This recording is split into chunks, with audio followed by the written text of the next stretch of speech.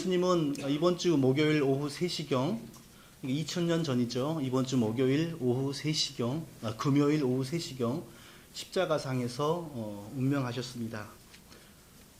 그리고 그 이전에 특별히 하루 동안 예수님이 어떤 일을 하셨는지 이제 살펴볼 텐데, 이틀 전 수요일에는 어떤 일을 하셨는지 성경에 전혀 나와 있지 않습니다. 아마도 예수님께서는 그 수요일에는 어디에서 조용히 쉬시면서 십자가를 준비하고 계셨던 것 같습니다.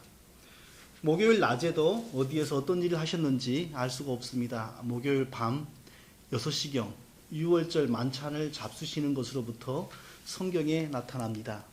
유월절 만찬은 저녁 식사이기 때문에 대략 한 6시경에 만찬이 시작되었을 것 같습니다.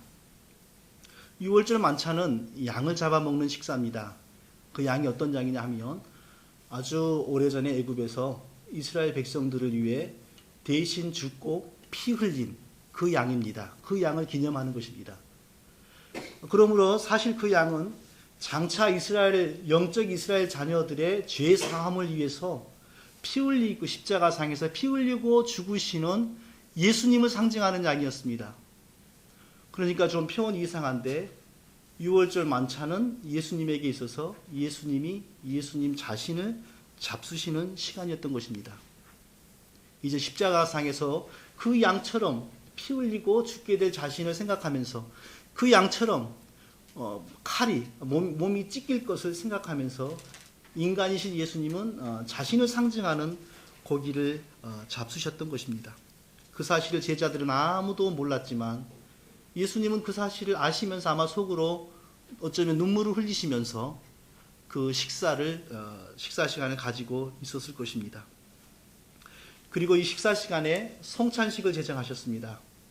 그때까지 이스라엘 백성들은 그 죽은 양을 기념하여 양을 잡아먹었는데, 이제는 예수님께서 자기의 피를, 십자가상에서 흘릴 자기의 피를 상징하는 포도주를 마시게 하고 자기의 찢겨질 살을 상징하는 떡을 잡수시게 하셨습니다. 그래서 이제는 더 이상 우리는 양 잡아먹는 것이 아니고 이제 성찬식, 포도주와 떡을 먹는 것입니다. 한국에 어떤 유월절 어쩌고 하는 교회가 있는데 거기는 지금도 양을 잡아먹어야 된다고 그렇게 우기더라고요. 자, 유월절 만찬을 잡수시고 난 다음에 이제 평소 습관을 따라서 인근의 기도의 장소로 기도하러 가셨습니다. 제자들을 다 데리고 기도하러 가셨습니다. 시간을 유추해 보니까 이때는 목요일 밤에 대략 한 10시경쯤 되었을 것 같습니다. 자, 제자들은 피곤을 이기지 못하여 모두 다 깊은 잠에 빠졌습니다. 곧 엄청난 환란이 다가올 텐데 전혀 기도를 준비하지 못하고 깊은 잠에 빠져 있는 것입니다. 그래서 예수님은 너무나 안타까워서 몇 번을 깨우면서 잠시라도 깨어서 기도할 수 없느냐 재촉했습니다. 그러나 제자들은 기도하지 못하고 계속 잠에 빠졌습니다. 그러나 반대로 예수님은 얼마나 십자가를 향하여 준비하시면서 기도하셨는지 이마에 흐르는 땀이 핏빛으로 변할 때까지, 어떤 의학자의 글을 보니까 정말 사람이 심혈을 기울여서 스트레스 가운데 어떤 일에 힘쓰면 그 모세혈관이 터져서 피가 섞여서 나오는 경우가 있다고 합니다. 그 정도로 심혈을 기울여서 예수님은 기도하기를 시작한 것입니다. 그리고 잠시 후에 대제사장의 하인들과 로마의 군병들이 예수님을 잡으러 왔습니다. 그때까지 큰 소리 치던 베드로도 도망갔고 모든 제자들이 다 예수님을 버리고 살겠다고 도망쳤습니다. 마가복음에 의하면 어떤 한 제자는 로마의 군병이 어떤 제자를 탁 덮치고 잡으니까 그냥 그 제자는 옷을 벗어버리고, 그때 유대인들의 옷은 통옷이거든요. 하나를 이렇게 걸칩니다. 그거 하나 벗으면 속에는 아무것도 없는 거예요. 그냥 벗어버리고 알몸으로 뛰어갔다고 이렇게 기록되어 있는데, 사람들은 짐작합니다. 그 사람이 바로 마가 자신인데 자기 이름을 쓸 수가 없어서 한 제자라고 했다고 모든 성경학자들은 다 확신하고 있습니다. 모든 제자들이 혼비백산하고 도망쳤지만 이상하게도 정작 체포되시는 예수님은 담대하고 조금도 흔들림이 없으셨습니다. 마치 그 장면을 보면 누가 죄인이고 누가 체포하러 온 경찰인지 도무지 분간이 안 됩니다. 잡으러 온 군병이 오히려 땅에 엎드려서 벌벌 떨고 있자 예수님이 일어 세워줍니다. 이것은 바로 예수님의 그 땀방울, 이마에 땀이 핏방울이 되기까지 그렇게 간절히 기도했었던 기도의 능력이 아닌가 우리가 확신하게 되는 것입니다. 예수님의 마지막 겟세마네 동산에서의 기도를 생각하며 우리는 이거 한 가지를 분명하게 기억해야 됩니다. 한번 따라해 보십시오. 사명자는 기도해야 한다. 하나님께 봉사하는 사람은 그 이전에 기도해야 됩니다. 하나님의 직분을 맡은 사람은 그 이전에 기도해야 됩니다. 중요한 영적인 사명을 맡은 사람은 그 이전에 반드시 기도해야 됩니다. 기도하지 않고 사명을 맡고 기도하지 않고 봉사를 맡으면 절대로 그 봉사가 옳게 되지 않습니다. 우리 임 집사님이 아마 앞으로 1년, 2년, 3년 계속 사회를 볼 겁니다. 언제까지? 새벽 예배 꾸준히 나오는 사람이 또 한 사람 생길 때까지.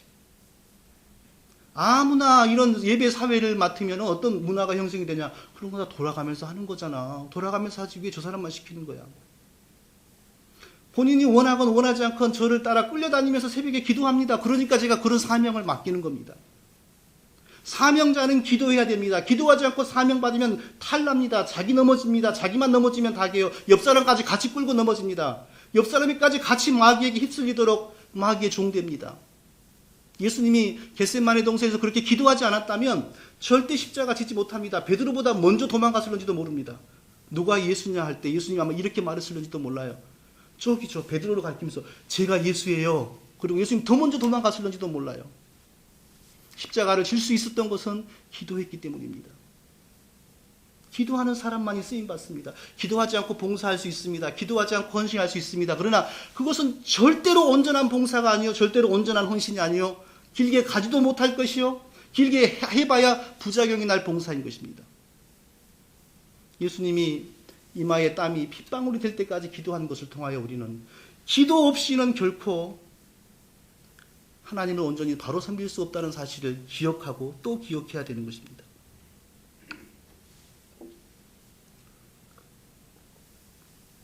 예수님께서 겟세마네 동산에서 대략 금요일 밤 0시경에 체포되신 것으로 짐작됩니다. 그리고 이제 대제사장에게 끌려가서 종교재판을 받으셨습니다.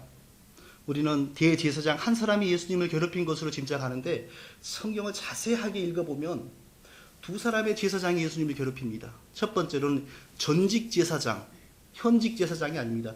전직 제사장이 예수님을 끌어다가 전직 제사장이 왜 그런 일을 하냐면 현직 제사장이 자기 사위이기 때문에 사위와의 개인 관계를 의지해서 그냥 스스로 그런 교만한 일을 하는 겁니다. 전직 제사장의 이름이 안나스고 안나스가 잠시 예수님을 조롱하더니 이제 현직 제사장 자기 사위 가야바에게 예수님을 보냈습니다. 이스라엘 법에 의하면 이 현직 제사장은 이스라엘의 국회인 사네드린이라고 하는 최고 의회의 의장입니다. 그러니까 그 제사장이 현직 제사장이 있는 곳이 입법부이고 사법부입니다. 그 앞에 예수님이 서서 신문을 당하고 사형 판결을 받으셨습니다. 그때가 대략 금요일 새벽 3시경으로 짐작됩니다. 얼마나 어이없는 일입니까? 대제사장은 하나님을 섬기라고 세운 직분입니다. 그런데 대제사장이 하나님을 잡아다가 죽이는데 앞장을 서고 있습니다. 근데 이게 바로 놀라운 하나님의 지혜인 것입니다. 원래 율법에 의하면 제사법에 의하면 속죄의 제물을 누가 드리는지 아십니까? 대제사장이 드립니다. 지성소에 황소의 피를 가지고 나가는 사람이 누구냐면 대제사장입니다.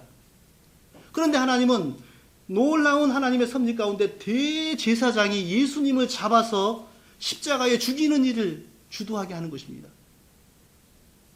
대제사장이 예수의 피를 하늘의 지성소에 뿌리는 일을 하도록 하시는 것입니다. 물론 대제사장이 자기가 하고 싶어서 하는 일 아니요 하나님께 봉사하고자 하는 일 아니었습니다. 사단의 포로 되어서 하나님을 대적하기 위하여 마귀에게 충성하기 위하여 제약된 마음으로 했습니다. 그런데 알고 보니까 그 사탄의 모략과 장난도 결국은 하나님의 손 안에서 하나님의 뜻대로 하나님의 뜻을 이루는 다 도구가 되더라는 것입니다. 결코 마귀는 하나님을 이길 수 없다는 것이 바로 이 밤에 증명이 된 겁니다. 하나님을 회방하기 위해서 온갖 발버둥을 다 쳤지만 결국 그는 충실하게 하나님의 종노릇 한 겁니다. 한번 따라해 보세요. 마귀도 하나님의 종이고 미국 대통령도 하나님의 종이고 한국 대통령도 하나님의 종이고 정의철도 하나님의 종이다. 모든 사람 심지어는 김정일이도 하나님의 종입니다. 그런데 문제는 어떤 일에 쓰임받느냐 이 차이입니다. 마귀는 못된 일을 이루는 도구로 쓰임받는 것이고 정의철은 말씀을 전하는 데 쓰임받는 종입니다. 할렐루야. 동의가 안 되십니까? 지금 제가 싫다 이겁니까? 모든 사람, 모든 권세는 다 하나님의 종입니다. 하나님의 뜻에서 벗어날 수가 없습니다.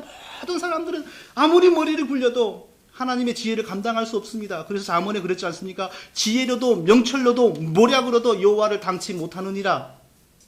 아무리 인간이 머리를 쓰고 악한 자들이 아무리 잔머리를 굴려도 지혜로도 명철로도 모략으로도 여호와를 감당하지 못하느니라. 할렐루야.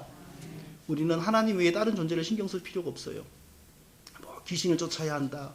악한 영을 대적해야 된다. 지나치게 그런 사람들을 상대하지 마세요. 그 신앙의 포인트가 잘못 간 겁니다. 중심은 언제나 하나님입니다. 하나님 잘 섬기고 하나님 말씀을 따라가면 자연히 질서가 잡히게 돼 있어요. 왜 중심에 귀신을 두고 제 중심에 악한 영을 둡니까? 하나님을 잘 섬기면 모든 게 100가지, 1000가지, 10,000가지가 다 제자리를 찾고 질서를 잡아가게 되어 있는 것입니다.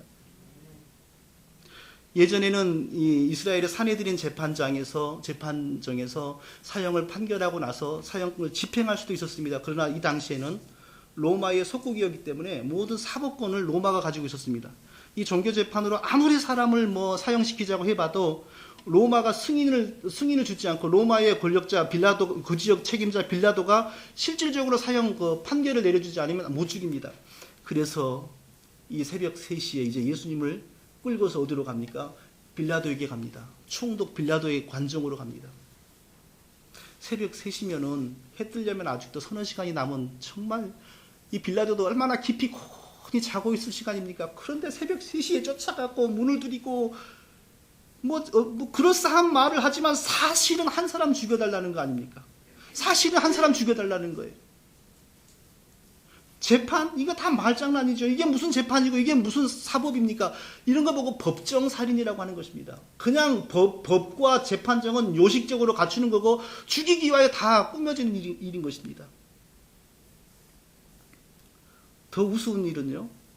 이 대제사장과 이들은 예수님을 빌라도의 재판정 속에 밀어넣고 자기는 거기를 안 들어가는 거예요. 자기들은. 왜 안 들어간지 아세요? 이방인이 주관하는 재판장은 불결한 곳이기 때문에 하나님의 자녀들이 들어갈 수 없다 이겁니다.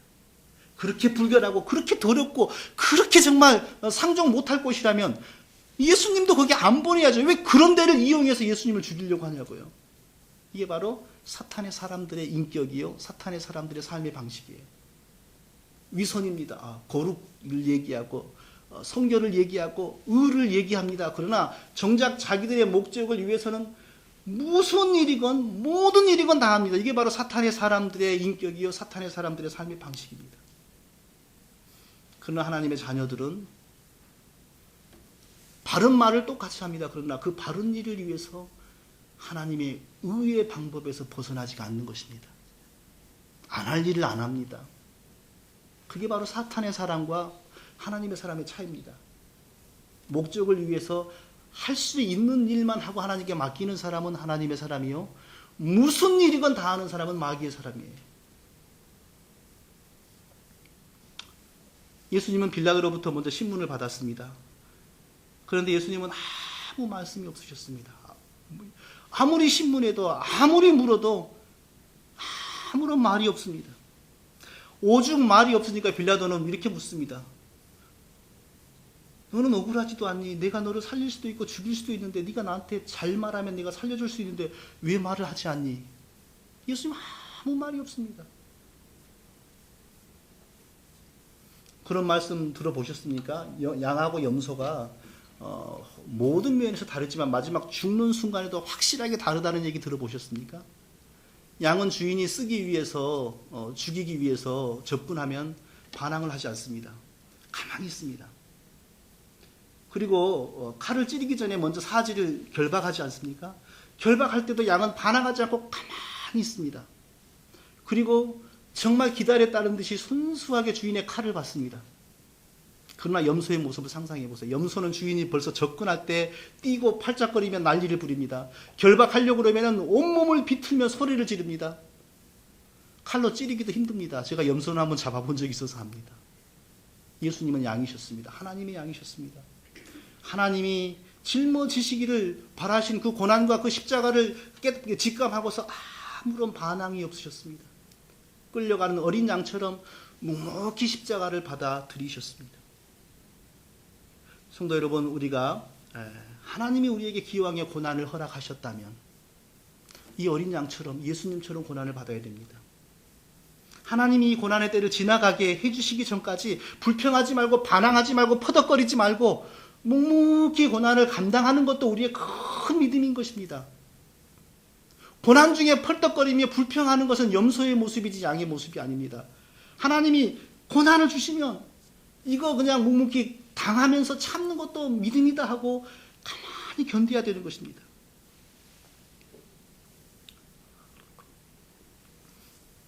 빌라도가 예수님을 아무리 신문해봐도 죽일 만한 명분이 없습니다. 양심에 찔렸어요. 이런 사람 죽였다가는 참 내가 두고 마음이 괴롭겠다. 머리를 썼어요. 어떻게 하면 내가 여기서 빠져나갈까? 근데 가만히 들어보니까 예수님의 고향이 나사렛이라고 하는 겁니다. 아, 나사렛, 거기는 원래 내 구역이 아니잖아. 출생지가 내 구역이 아니잖아. 거기는 헤롯의 구역이잖아. 헤롯이라고 하는 임금은 원래 저기 해변도시, 지중해 해변도시 가이사랴 빌립보라는 곳에 궁전이 있었는데 이때는 하필 예루살렘에 출장와 있었습니다. 그러니까 이 사실을 알고 이 사람 고향이 나사렛이니까 헤롯에게 보내야 되겠냐고 헤롯에게 보냅니다. 헤롯과 빌라도는요, 로마로부터 이스라엘을 할당받았고 다스리는 그 권력자들인데 서로 평소에는 얼마나 시기하고 얼마나 경쟁하는지 모릅니다. 서로의 약점을 가지고 물고 뜯고. 그런데 이 밤에 성경은 이렇게 고백합니다. 둘이서 아주 사이좋은 친구가 되었더라. 이게 아주 예민한 부분이에요. 사탄의 사람들의 결정적인 특징이 바로 이거예요. 자기들끼리는 성격도 맞지 않아요, 원래요. 자기들끼리는 이해관계도 달라요. 자기들끼리는 서로 다 앙숙입니다. 그러나 교회를 비방할 때, 교회를 흔들 때에 순간적으로 전기가 통합니다. 왜 그런지 아십니까? 사탄의 영이라고 하는 공통분모가 있기 때문입니다. 그러나 절대적으로 이거 기억해야 됩니다. 그 결과는 반드시 불행입니다. 헤롯은 어떻게 되었는지 알려져 있지 않아요. 그러나 빌라도는 예수님을 그렇게 괴롭히고 죽이고 난 후에 곧 총독직에서 해임되었고 그리고 미치광이가 되어서 비참하게 죽음을 당합니다. 절대로 하나님을 대적하는 무리에, 교회를 회방하는 무리에 절대로 가입하는 것은 자살행위입니다. 그렇지 않아도 하나님이 다 아시고 있습니다. 자, 헤롯이 아무리 찾아봐도 예수님에게서 어떤 게 발견되지 않아요. 그러니까 자기의 그 임금이 있는 용포를 벗어서 예수님에게 입혀주고, 야, 왕 노릇 해봐라. 너가 왕이라면서 조롱 몇 번 하고 재미없으니까 다시 빌라도에게 보냅니다. 정말 이 밤이 바쁜 밤이었습니다. 제사장 1, 제사장 2, 그 다음에 빌라도, 그 다음에 헤롯, 그 다음에 다시 빌라도. 이게 한밤중에 이렇게 많이 다니니 무슨 재판이 되겠습니까? 이건 난장판이죠. 이게 재판이 아니라 난장판입니다. 또다시 빌라도는 예수님을 떠안고 나서 세 번째 말합니다. 내가 아무리 봐도 이 사람을 죽일 만한 명분이 없다. 이스라엘 백성들은 막무가내입니다. 십자가에 못 박으십시오. 죽이십시오. 막 소리칩니다. 십자가에 못 박으세요. 죽이세요.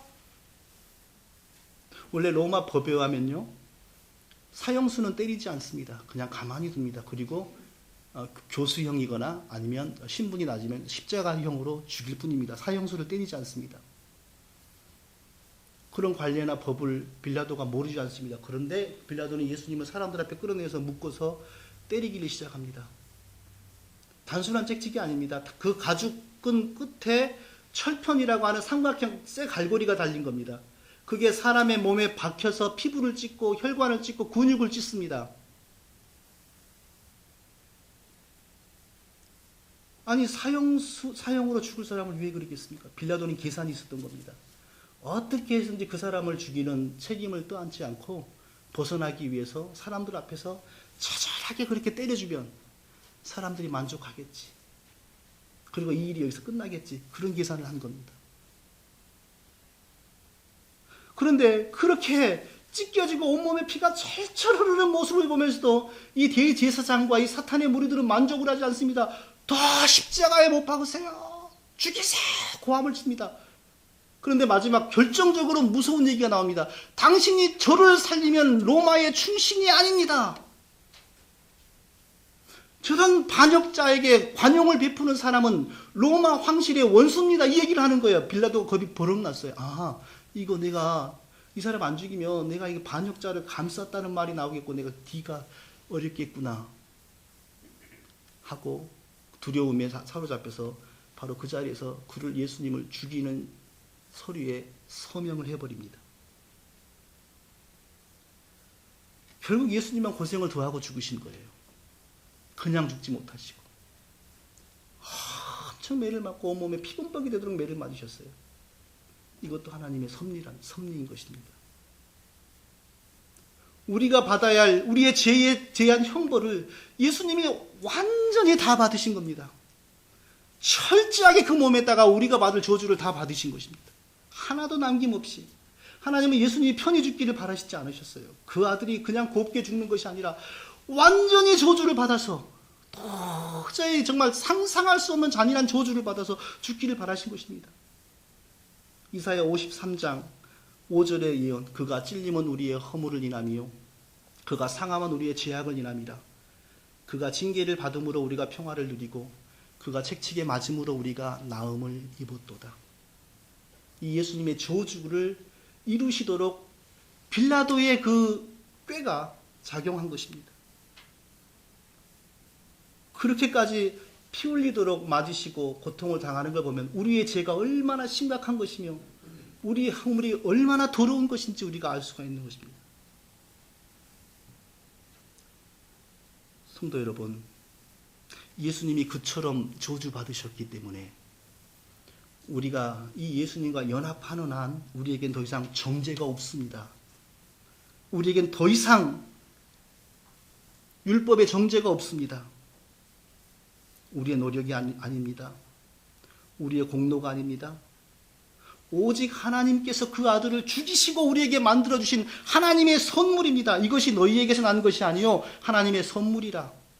한번 따라해 보세요. 하나님의 선물이라. 이것이 그리스도의 복음이고 이게 그 피의 복음입니다. 여기에 우리의 공로가 뭐가 있습니까? 아무것도 없습니다. 오직 하나님의 선물입니다.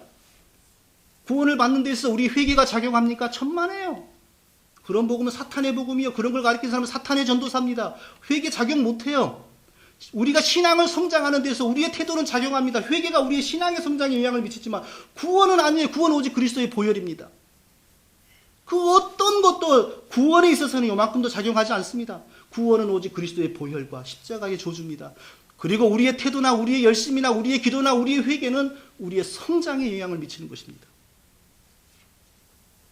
그 피로 인하여 우리가 영생 얻고 그 피로 인하여 우리가 성장하고 그 피로 인하여 우리의 삶이 변하고 그 피로 인하여 우리가 성결하고 회개하고 그 피로 인하여 우리가 하나님의 자녀가 되는 것입니다. 이제 사형 판결을 받으셨기 때문에 예수님은 자기가 달릴 그 십자가를 짊어지고 골고다의 언덕으로 올라가셔야 됩니다. 금요일 오전 8시경에 예수님은 자기가 달릴 그 나무를 짊어지고 출발하셨습니다. 그러나 이미 피를 너무 많이 흘리고 탈진하셨기 때문에 그 나무를 짊어지지를 못하는 겁니다. 조금 가다가 쓰러지고 조금 가다가 쓰러집니다. 너무너무 많이 맞으시고 온몸이 피범벅이 되었기 때문에. 그 시간이 지체되자 호성 군병이 옆에 있는 사람 시몬이라고 하는 사람을 딱 지시하면서 네가 대신 지고 가자 하고 예수님은 빈몸으로 가시고 시몬이라고 하는 사람이 대신 지고 갑니다. 시몬은 몰랐을 것입니다. 그게 무엇을 의미하는 건지. 예수님의 십자가를 대신 짊어지고 그 거칠은 오르막길을 걸어갔다는 것이 얼마나 영광된 일이라는 것을 몰랐을 것입니다. 그가 십자가를 대신 짊어지고 갈 때 예수님이 잠시간 쉬고 안식을 얻을 수가 있었던 것을 그는 큰 의미를 두지 못했을 것입니다. 그러나 그것은 너무너무 아름다운 일이었습니다. 십자가를 지시는 예수님의 십자가를 나누어진다는 게 얼마나 큰 영광입니까? 사랑하는 성도 여러분, 저와 우리 성도님들은 이렇게 시몬은 모르고 우연하게 했지만 우리는 알면서 우리의 의지로 예수님의 십자가를 나누어져야 되는 것입니다. 할렐루야. 아멘. 예수의 십자가를 나누어진다는 게 무엇입니까? 우리가 맡고 있는 봉사를 더욱 성실하게 안정적으로 감당한다는 것입니다. 우리가 속한 교회를 더욱 사랑하며 충성한다는 것입니다. 우리가 예수님이 바라시는 모든 일들에 대해서 더욱 열심을 내고 열정을 가진다는 것입니다.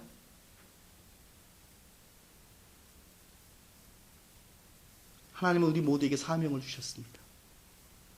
예수님이 그랬습니다. 나를 따르기를 원하는 자들은 다 자기의 십자가를 짊어지고 와야 한다. 저에게는 목회의 사명이 있습니다. 아무리 하기 싫어도 이해해야 됩니다. 제가 짊어진 십자가입니다. 성도님들도 다 사명이 있습니다. 이 사명을 외면하면 안 됩니다. 열심히 예수님의 십자가를 나누어지면서 이제 구원의 아름다운 열매를 맺어가야 되는 것입니다.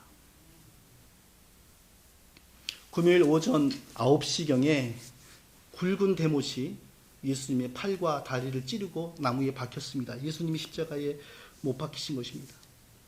그리고 십자가는 높이 들리어져 세워졌습니다. 보통 십자가가 세워지면 거기에 달려있는 예수는 짧게는 3일을 신음하다가 죽고 길게는 보름까지 간다고 합니다. 스파르다쿠스라고 하는 건장한 노예는 십자가에 달린 채 15일 동안 숨이 끊어지지 않아가지고 참 고생하다가 죽었다는 기록이 있습니다. 그런데 불과 예수님은 불과 6시간 만에 숨이 끊어지셨습니다. 왜냐하면 이미 너무 많이 피 흘리고 너무 많이 기진하셨기 때문에 오래 견딜 수가 없는 것입니다. 십자가상에서 예수님은 오후 3시경에 다 이루었다 하시면서 마지막 숨을 거두셨습니다. 무엇을 다 이루었다는 것입니까? 우리의 구원의 드라마, 혼자 연출하고 연기했던 우리의 구원 드라마를 다 끝냈다는 것입니다. 예수님이 만일 거기서 조금 남았다, 베드로야 부탁한다, 조금 남았다, 바울아 부탁한다라고 돌아가셨으면 참 큰일이죠. 우리의 행위가 이제 구원에 영향을 미칩니다. 우리의 열심이 구원에 영향을 미칩니다. 그러나 예수님은 다 이루었다. 우리의 구원에 관하여 우리가 할 수 있는 일은 하나도 없어요. 오직 예수님이 다 하신 거예요. 성도 여러분, 구원을 다 이루시고 죽으신 예수님의 은혜를 받은 하나님의 자녀인 우리가 이제부터 그 아름다운 구원의 열매를 풍성하게 맺어 가시기를 예수님의 이름으로 부탁드립니다. 아멘. 기도하시겠습니다. 우리의 구원을 위해 모든